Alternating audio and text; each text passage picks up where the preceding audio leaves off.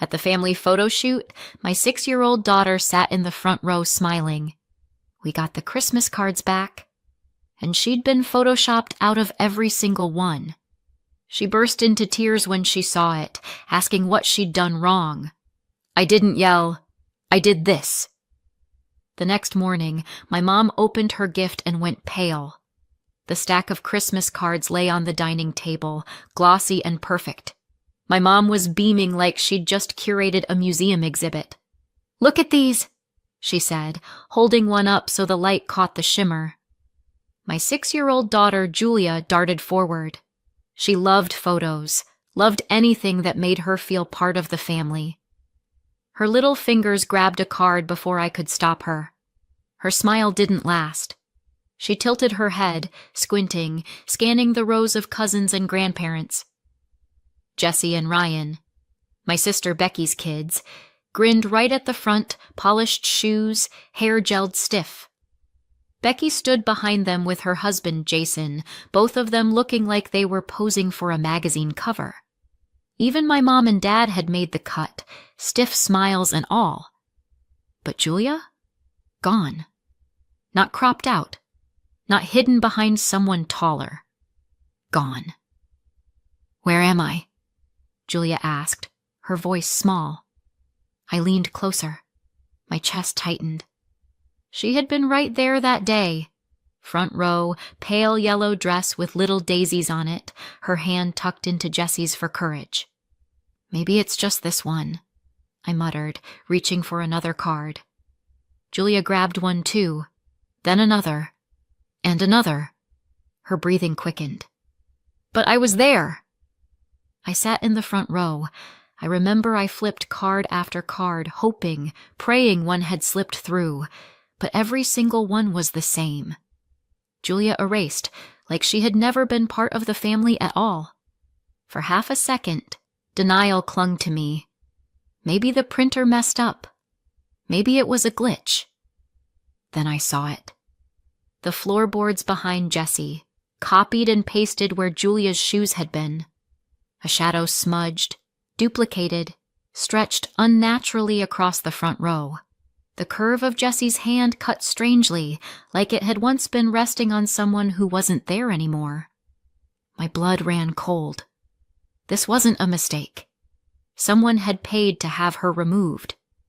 That takes effort, time, money. And apparently, they put a lot of effort into erasing her. She flipped faster now, her little hands trembling. "Maybe I'm hiding," she whispered. "Maybe I'm too small. Maybe I'm behind someone." Her voice cracked. She dropped the cards onto the table. Her wide eyes filled, and then came the question that broke me. "Why am I not in any?" I pulled her against me, felt her shoulders shaking. She's 6 years old. She shouldn't even know what it feels like to be erased. But she does now. I wanted to scream, rip those perfect glossy lies in half, shove them back in Becky's face. Instead, I kept my voice even, my jaw tight enough to ache, because silence, right then, was louder. Across the room, my mom adjusted a card on the mantel like nothing was wrong. "The colors look so clean this year," she said, smug. My phone buzzed. A message in the family group chat. "Becky. Finally looks uniform. Uniform." Like my daughter was a stain they'd scrubbed out. Julia wiped her face with her sleeve, still scanning the room. Her little voice was shaking. "But I was there." "Why am I not there now?" Nobody answered. My dad cleared his throat, muttered, "We just wanted it tidy." My mom sighed, as if she were explaining something obvious. "We all talked about it. Me, Dad, and Becky. We agreed it was better this way. Her dress didn't fit, she stood out, and it ruined the picture. It's not personal." Julia's lips trembled. Her cheeks blotched red. But I was smiling. The silence after that was suffocating. I held her tighter, my fury a cold, sharp thing under my skin. I didn't yell.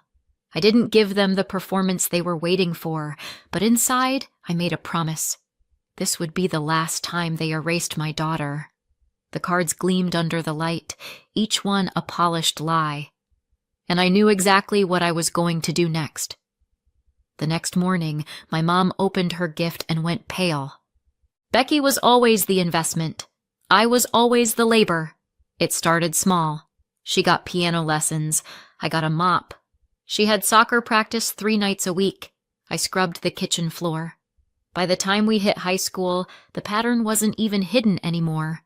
When Grandma's knees started giving her trouble, it was me they called. Megan, help her upstairs. Megan, make sure she eats Becky's excuse. Her schedule is too full. Of course it was. Becky's schedule was sacred. Mine was just available. I asked once if I could join a drama club at school.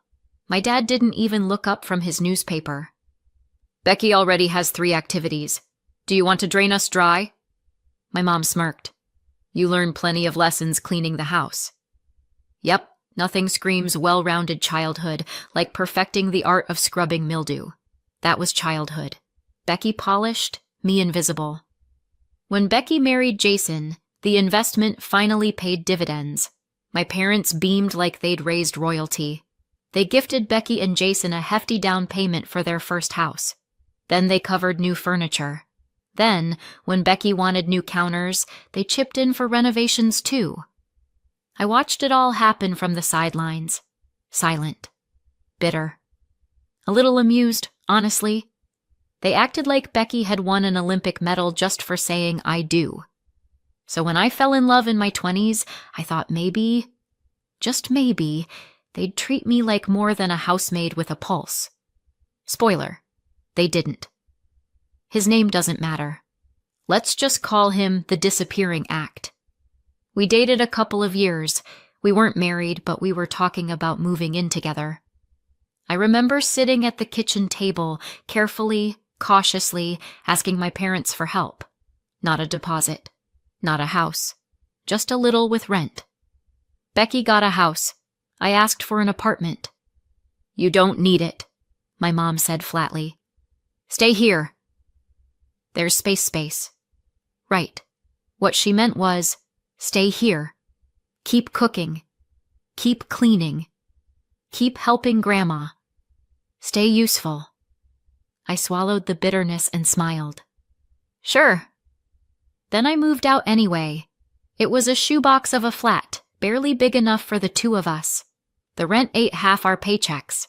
The furniture was secondhand, creaky, lopsided. But freedom doesn't need matching curtains. I still came back, of course. Old habits die hard. I helped Grandma with meals, kept her company, made sure she was okay. I cared about her in a way my parents didn't. And during that time, I got pregnant. The timing wasn't perfect. We were juggling jobs, bills, and his late-night study sessions. But I thought maybe, just maybe, my parents would finally see me. See us. They didn't. I hinted. I asked softly. I flat out said it one night. Could you help us with rent? Just for a while? It's hard. My dad shook his head, already annoyed. We don't have money for that. A week later, Becky got new furniture. Paid for by my parents. The disappearing act lasted a year and a half after Julia was born. Then he announced he'd been accepted into a master's program out of state. He promised we'd stay in touch. 2 months later, he had a new girlfriend. Julia was still 1 at the time. I was alone. And I couldn't keep the flat on my salary, so I packed our lives into boxes and moved back home. I thought maybe I'd at least have the comfort of my childhood bedroom. I was wrong. The room had been renovated. Fresh paint. New curtains, toys stacked neatly in the corner. Ryan's name in glitter letters above the bed. My nephew's room. Ryan didn't even live there. He just visited sometimes. My old room had been transformed into a shrine for Becky's son. Becky's childhood room? Still there. Untouched, like a time capsule. And me? Julia and I were shoved into the attic. Shabby walls, a sloped ceiling that scraped my knuckles every time I changed the sheets, drafts in winter, sweltering in summer. Barely enough room for 2 beds jammed side by side. "It's fine," Mom said when I protested. "Ryan needs his own space when he visits." "You'll be fine up there." So I carried the boxes upstairs. Every creak of that attic floor was a reminder. I didn't belong. Julia was too young to notice at first. But kids grow fast. By 6, she noticed everything. Jesse and Ryan had their own bedrooms, 2 each, really, one at home and one here. Julia had none. She asked me once, quietly, "Why do I share with you? Why don't I have my own?"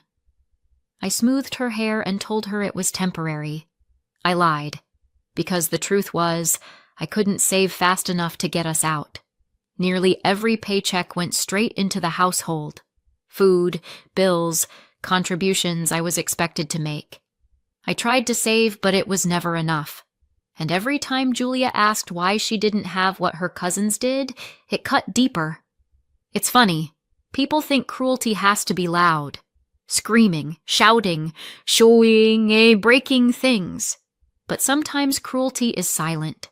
It's a quiet decision to fund one child's house and deny the other rent money. It's a glitter name above a door where your daughter's crib should be. It's the word fine tossed at you when you're shoved into an attic. That silence? It's louder than yelling. And I could feel it building. Because what started with me was now aimed at Julia. And I wasn't going to let them erase her the way they erased me. I didn't know how yet, but I knew something had to break. I couldn't sleep that night. Julia finally dozed off beside me in our attic room, clutching her stuffed bunny like it was the only anchor she had left. I lay awake, staring at the ceiling where water stains formed shapes in the dark. Every creak of the old beams felt like the house itself reminding me where I stood, underneath everyone else. I pulled out my phone and opened a chat with a friend who worked at a bar downtown. She'd told me before they were always short on hands, and I knew if I took it, it could be my ticket out. No sleep, no rest, but freedom never comes cheap. My thumbs moved before I could stop them. "Do you still need night staff?" "I'll take the shifts." "Send." It was reckless. I already worked days while Julia was in school, and nights were supposed to be for rest. But I couldn't rest in that attic. Not after watching my daughter cry over those damn Christmas cards. If I had to run myself into the ground to protect her, so be it. I was done waiting for scraps from people who never planned to feed me. I crept down the hall to Grandma's room. Her lamp was still on, a soft glow spilling under the door. I knocked lightly and went in. She was propped against her pillows, glasses perched low on her nose, flipping through a crossword. Sharp as ever. "Couldn't sleep?" she asked, without looking up. I laughed softly. "You know me too well." I sat on the edge of her bed, pulled one of the glossy cards from my pocket, and handed it to her. She studied it for a moment, her brows knitting. Then she saw it. Or rather, she saw the absence. Her mouth pressed into a thin line. Julia was there. "Yes," I said flatly. "Front row, yellow dress. But apparently yellow doesn't match the uniform they wanted." She set the card on the blanket with a sigh. I told her my plan then. The night shifts, the bartending job, the hours that would carve into whatever was left of me. "I can't keep her here," I said. My voice broke on the last word. "Not when they treat her like this. I'll work nights. Save. We'll move out." Grandma looked at me for a long time, her eyes sharp in the lamplight. Finally, she said, "You won't need to do that." I frowned. "What do you mean?" She shook her head, turning back to her crossword. "Just leave it with me." Cryptic, like one of her puzzles. I didn't press. I kissed her cheek and went back upstairs, still thinking about the bar job. Morning came too soon. I dragged myself downstairs, half expecting another fight, another lecture. Instead, I noticed something strange on the living room table. A box. Small, neatly wrapped, sitting among the leftover decorations like it belonged. I hadn't seen it there the night before. Mom spotted it before I could speak. "Oh, how sweet." "A gift from Grandma." She smirked, peeling the ribbon like she was unwrapping a prize. I stood frozen, Julia peeking from behind my leg. Mom lifted the lid. Her smile collapsed. She pulled out a stack of papers, skimmed them, then froze. The color drained from her face. "What is this?" she hissed. Then louder, to the whole room. "What the hell is this?" Is this some kind of joke? My dad stepped closer, trying to read over her shoulder. His mouth fell open. I leaned forward, my heart pounding. I caught a glimpse of the header on the top sheet. Legal formatting. Official seals. Not a joke. Before I could speak, the hallway creaked. Grandma entered, slow but steady, the lawyer I'd seen once or twice before at her side. She didn't raise her voice. She didn't need to. "It's not a joke," she said calmly. "That is an eviction notice. And I've already changed my will. Megan and Julia will have this house. You'll get nothing." Silence detonated in the room. Mom sputtered. Dad stared at the papers like they might combust. Julia gripped my hand so tightly it hurt. I couldn't move. Then the shouting started. Mom's voice cracked, high-pitched and wild. "You can't do this! You're not in your right mind!" Dad tried a different angle, smoother, pleading. "Think about what you're saying." Think about the family. Grandma didn't flinch. "I am thinking about the family. I'm thinking about the child you tried to erase." The lawyer cleared his throat. "Everything was drafted correctly. Witnessed, signed. It stands." I swear I saw Dad's knees buckle. And me? I didn't know whether to laugh or cry. After all these years of being invisible, erased, shoved into attics and silenced. It wasn't me who finally screamed loud enough to be heard. It was Grandma. And she'd chosen me. I met Julia's eyes. She was still clutching my hand, her face pale. But for the first time in days, I saw something in her expression besides confusion. Hope. The chaos swelled again. Mom pacing, Dad muttering, both of them throwing accusations like confetti. "Megan manipulated you. She poisoned you against us. This is elder abuse."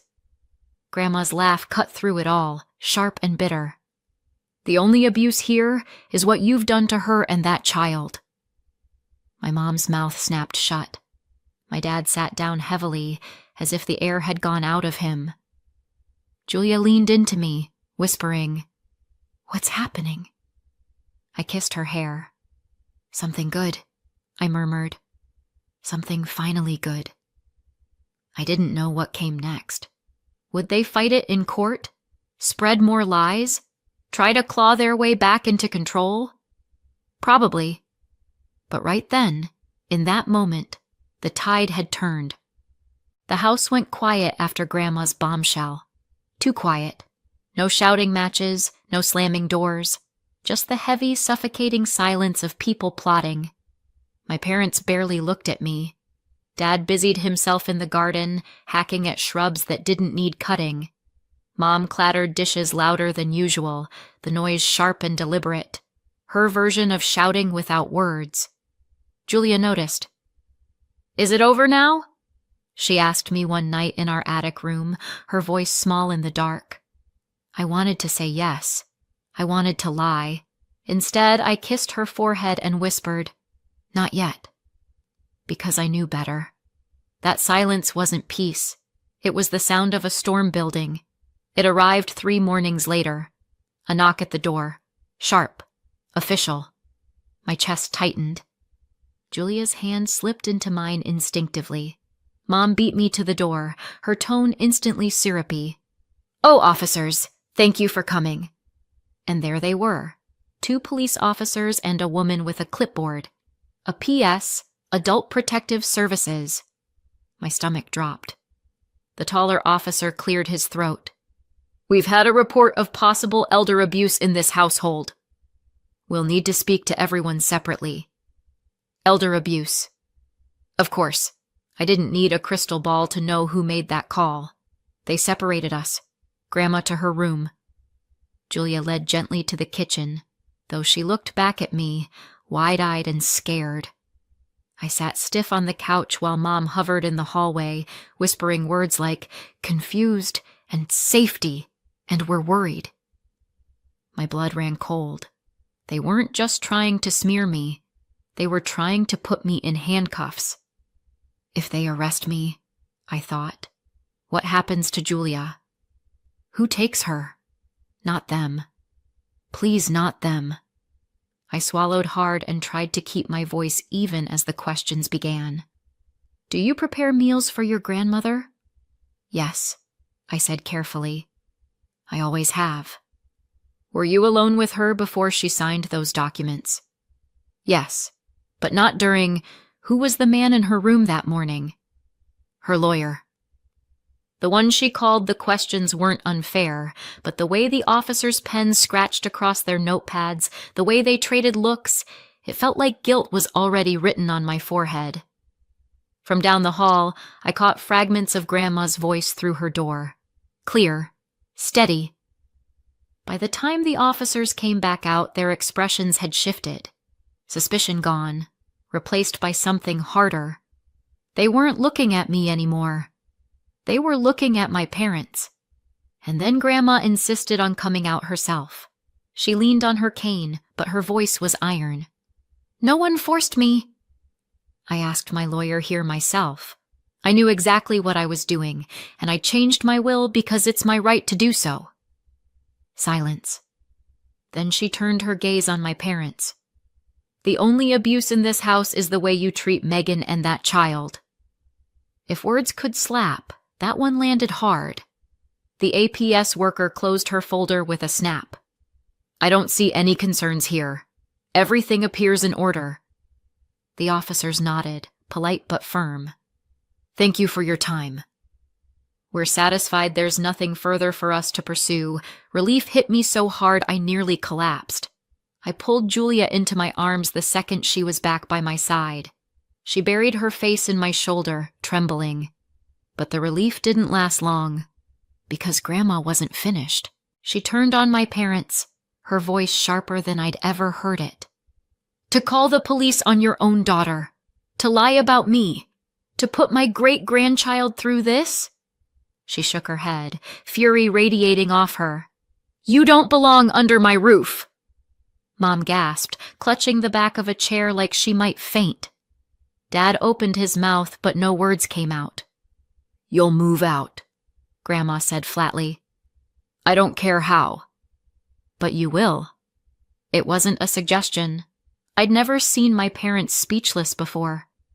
Later, when the officers left and the front door clicked shut, the silence returned. But it wasn't the same silence as before. This one was jagged, dangerous. My parents sat rigid at the table, their faces pale, their eyes darting between me and Grandma like they couldn't decide who to hate more. Julia pressed closer to me. Are we okay now? She whispered. I kissed her hair. Yes, I said. My voice was steady. For the first time, I believed it. Of course, I didn't know exactly what would happen next. Would they fight? Contest the will? Spread more lies? Probably. But the tide had turned. Their attempt to erase me had failed. Their attempt to erase Julia had backfired. And now? Now they were the ones being erased. A week later, the silence broke. Not with yelling, not with slammed doors, but with threats.